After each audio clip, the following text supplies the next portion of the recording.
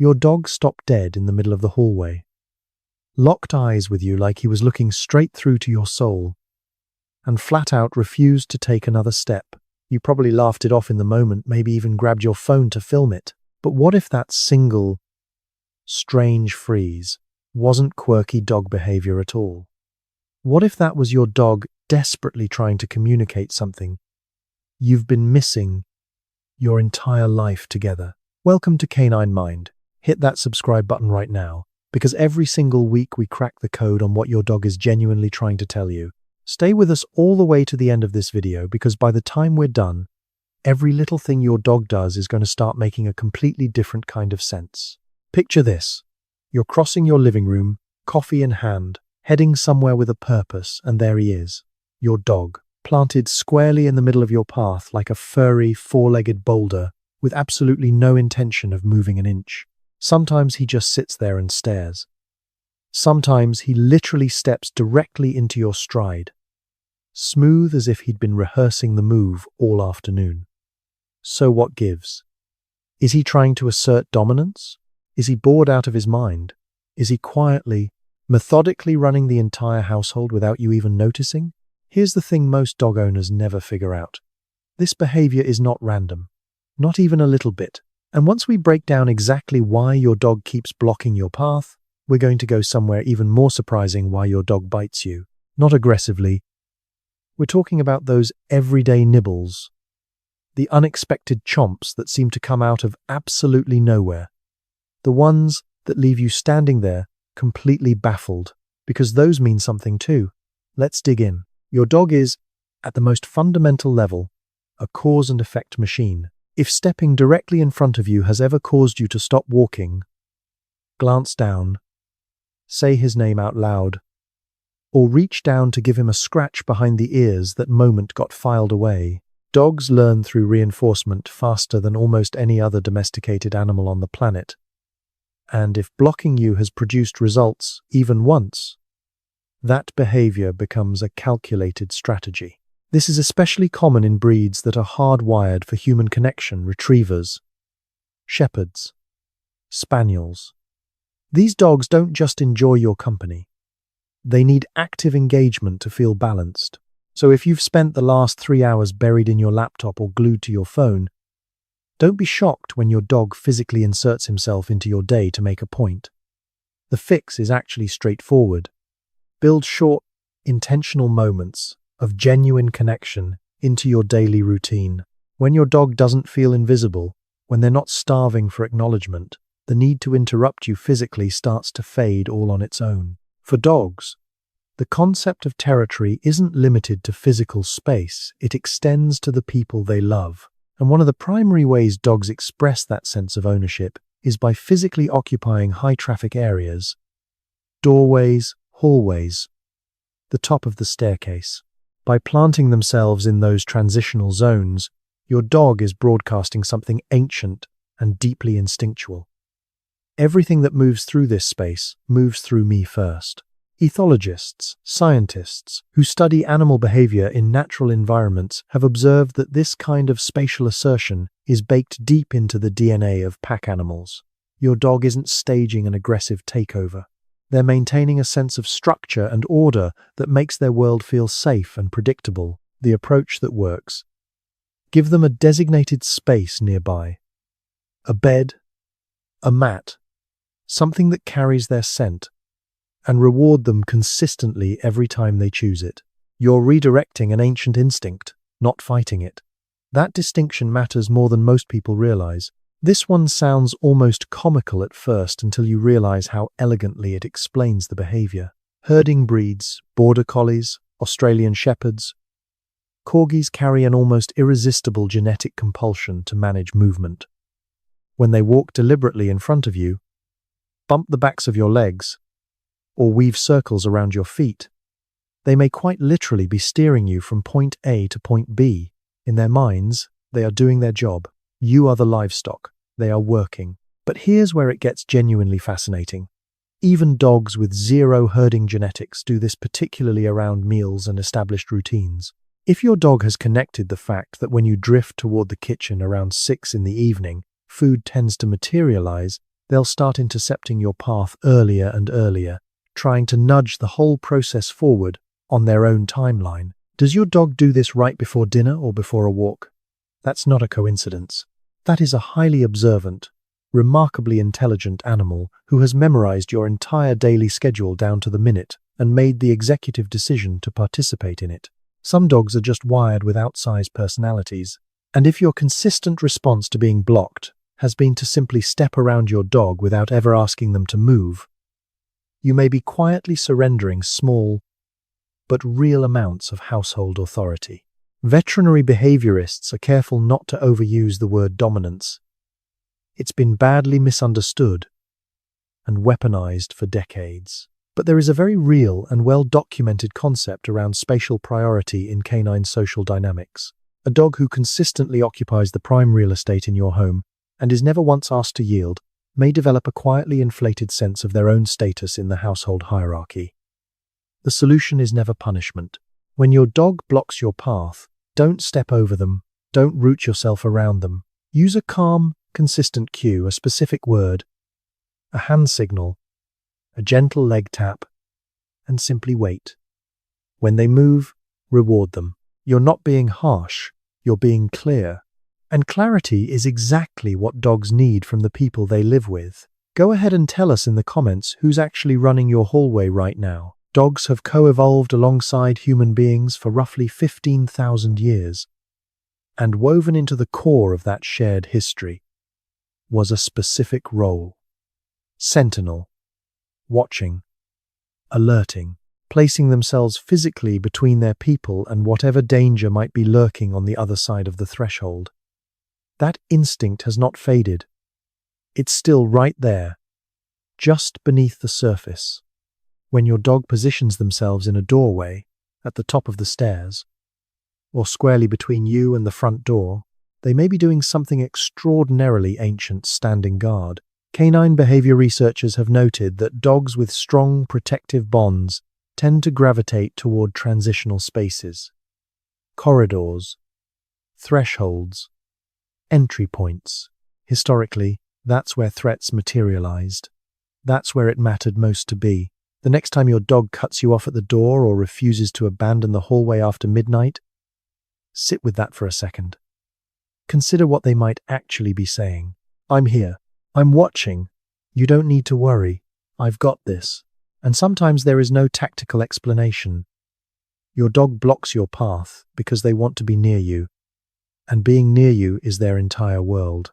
Dogs are one of the only non-human animals on Earth to have evolved a deep, specific emotional bond, not with members of their own species, but with us, with people. Studies in animal cognition have demonstrated that dogs release oxytocin, the same bonding hormone that humans produce during meaningful connection with loved ones, simply from being in close proximity to their owners, just from eye contact, just from presence. In dog language, proximity is love. When your dog flops down directly in front of you, or leans their weight against your legs as you walk, that is an emotional statement. They're not obstructing you. They're reaching for you in the only language they have. Let's come back down to earth for just a moment. Dogs are warm-seeking creatures. Their resting body temperature naturally runs higher than ours, and they are instinctively drawn to warm surfaces, sun patches, spots near heat vents, and soft rugs in well-traveled areas of the house. If your dog has claimed a very specific spot in your hallway and treats it like sacred ground, there is a strong chance that location has something going for it thermally. Maybe the afternoon sun falls across it just right for a 2-hour window. Maybe it sits near a radiator. Maybe the floor there just retains heat better than anywhere else. They are not trying to inconvenience you. They found the good spot. You simply need to walk through it. Offer them a compelling alternative, a plush bed positioned near a sunny window, and watch how quickly their loyalty to the hallway dissolves. Dogs are remarkably pragmatic when it comes to comfort. Underneath all that warmth and fluffiness, your dog is a predator, and predators select their positions with intention, elevated spots, wide sight lines, locations that allow them to monitor everything moving through the environment without exposing their own position unnecessarily. Doorways and hallways are textbook surveillance points. Your dog lying in the corridor isn't simply lounging around waiting for dinner. They may be actively working cataloging sounds, tracking movement, building a real-time picture of everything happening inside and outside your home. Ethologists have documented this kind of positional behavior, particularly in dogs with high prey drive or working genetics. But it surfaces across virtually every breed. It is thousands of generations of survival instinct reporting to duty inside your living room. Let them have the spot. It keeps their mind engaged and gives them a felt sense of purpose, something every dog genuinely needs. And sometimes, the simplest explanation is the right one. If your dog darts in front of you, drops into a playbow, front end low, rear end in the air, or bats at your feet as you walk, that is a play invitation. They are not blocking you, they are tagging you. You're it. This is especially common in dogs who haven't received adequate physical or mental stimulation throughout the day. A dog who got a solid run, a training session, and some real mental engagement is significantly less likely to ambush your ankles at 9 o'clock at night than one who spent 8 hours watching you sit motionless at a desk. Exercise and mental stimulation matter far more than most owners give them credit for. When your dog's energy gets channeled consistently throughout the day, the spontaneous living room ambushes drop off dramatically. That's not a coincidence either, that's just a dog whose needs are being met. And now the part you absolutely do not want to skip. Because if the path-blocking behavior caught you off guard, wait until you understand what your dog's biting is actually communicating. We're talking about the everyday nibbles, the sudden nips, the gentle but bewildering chomps that seem to arrive from nowhere, aimed at no one, for no apparent reason. Every single one of them carries a meaning. Let's break it down. You're in the middle of a long, leisurely petting session. Your dog seems completely blissful. And then, without warning a bite, what just happened? Your dog hit their sensory ceiling. Sustained stimulation of the same spot crosses a line from genuinely pleasant to genuinely overwhelming. And biting is the clearest way dogs know how to say, "Okay, that's enough. We're done." Here's what almost every owner misses. The warning always comes before the bite. The tail that was loosely wagging begins to stiffen. The relaxed body suddenly tenses up. The ears shift position. These are signals. Clear, readable signals. When you learn to recognize them and pull back, before that threshold is crossed, the biting doesn't happen. It's that straightforward. Your dog grabs your hand, and your immediate instinct is alarm. But take a breath and look at everything else going on. Is their tail going? Did they just drop into a playbow? That's not a bite. That is an invitation. Dogs use their mouths the way toddlers use their hands to explore, to interact, to make contact with the world around them. A soft mouth grab in the middle of a play session is their version of tag. It means you're it. Let's go. The issue is that if your hand has always been an acceptable target during play, your dog has no logical reason to think that's changed.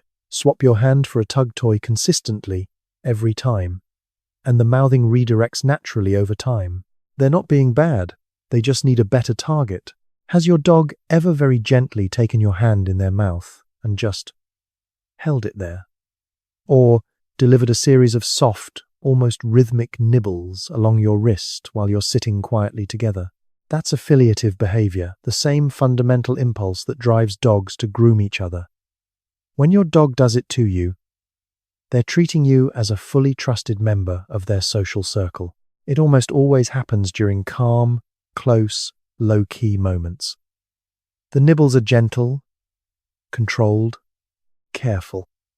If it ever gets slightly firmer than you'd like, a quiet ouch paired with gently withdrawing your hand gives them all the feedback they need. Honestly, take it as a compliment. A slightly damp one, sure, but a compliment nonetheless. You're reading. Your dog stares at you from across the room for a solid 30 seconds. You don't look up. They cross the room and tap your leg with a paw. Still nothing. so they bite you. Some dogs learn through trial and error that a well-timed bite is the single fastest way to interrupt whatever you're doing and redirect your focus onto them. And the moment it works, just once, it becomes a go-to strategy. Your response in that moment is everything. If you immediately look up, react with surprise, or jump out of your seat, you've just confirmed that biting is an effective communication tool. What actually changes the pattern? Wait for a calmer behavior, a quiet sit, a gentle paw nudge, and respond to that immediately and enthusiastically. You're teaching them that the soft approach gets results. The bite doesn't. Your dog is at the window, completely locked onto a squirrel outside.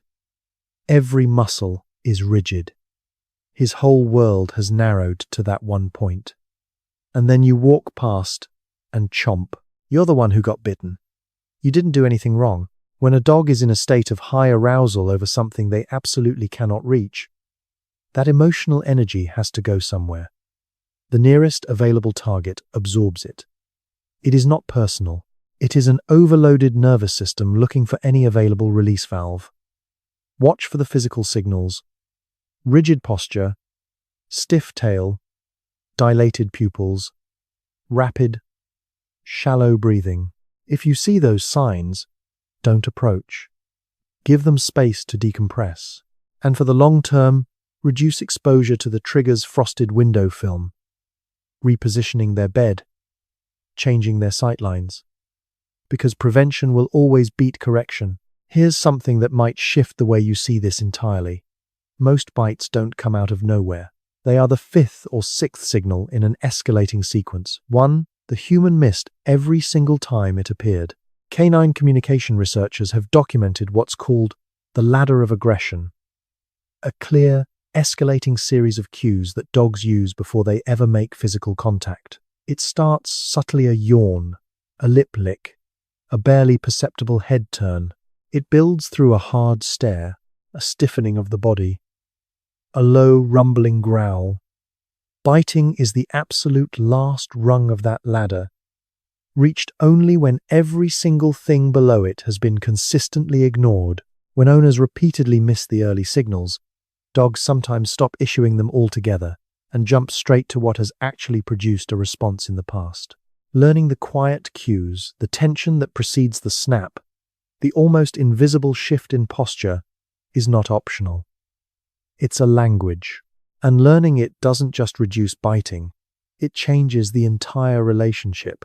If you have a puppy somewhere between 2 and 6 months old, there is a simple, physiological explanation for why they seem to have their mouth on absolutely everything. It hurts. Baby teeth are coming loose and working their way out. Adult teeth are cutting through tender gum tissue. Chewing provides direct pressure relief on sore, inflamed gums. This is not a behavioral problem that needs correcting. Punishing a teething puppy for mouthing is the rough equivalent of scolding an infant for crying when they're in pain. Redirect consistently and compassionately. Keep appropriate chew toys within reach at all times. A frozen rubber chew toy in particular provides real, meaningful relief. The phase runs its course on its own timeline, and puppies given the right outlets dramatically reduce their mouthing once those adult teeth fully settle in. You reach down to pick up your dog and snap. That wasn't aggression. That was panic. When dogs feel trapped, cornered, or truly overwhelmed by a situation, biting becomes a last resort escape mechanism. The warning signs are almost always visible beforehand if you know where to look. Ears pinned flat against the skull, tail tucked tight, body crouched low, the whites of the eyes showing in a wide crescent. A dog displaying any combination of those signals is communicating with complete clarity. I am not okay right now. The approach that consistently works. Let the dog come to you on their own terms. Always, always give them a clear path to exit. Build genuine trust through slow, patient, reward-based exposure to the things that previously frightened them. A dog who feels truly and consistently safe almost never needs to defend themselves. Your dog launches off the couch, seizes your arm, wrestles with it enthusiastically for about 3 seconds, then bounds away looking absolutely thrilled with themselves. This is not aggression. This is your ancestral predator briefly remembering what they are. Even the most domesticated, most pampered dog on the planet still carries a prey drive. And if that drive isn't being channeled into appropriate outlets, fetch, tug games, flirt pole sessions, scent work, it will find its own targets. Your moving feet, your swinging hands, the hem of your jeans as you walk away from them. Movement activates the chase response. That's not a personality flaw. That's neuroscience. Give them something legitimate to hunt that isn't you. Channel the instinct productively. The enthusiasm and energy behind the bite is not the problem. It's actually exactly what you want. You just need it pointed somewhere else. This is the one that matters above all the others. If your dog has recently begun biting when touched in a specific area, when being picked up, or during routine, grooming, do not assume the problem is behavioral. Assume something hurts until you can completely rule that out. Dogs are extraordinarily skilled at masking pain. A bite when you touch a particular spot is your dog communicating as directly and as urgently as they are capable of. That place hurts. Please, stop touching it. Watch carefully for the signals that accompany it. Flinching when approached, reluctance to use the stairs, excessive licking or attention to a specific area of their body, changes in appetite, withdrawal from interactions they previously sought out. Any of these alongside a new biting pattern points to one thing, and one thing only. See your vet. The bite isn't the problem. The bite is the message, and it deserves to be heard. If this helped you understand your dog even a little bit more clearly, if something clicked that hadn't clicked before, subscribe to Canine Mind right now. Every single week, we go deeper into the science behind your dog's behavior, the real research, the meaningful patterns, the things that actually change how you see the animal sharing your home, because the more you understand them, the stronger that bond gets. And that bond is everything.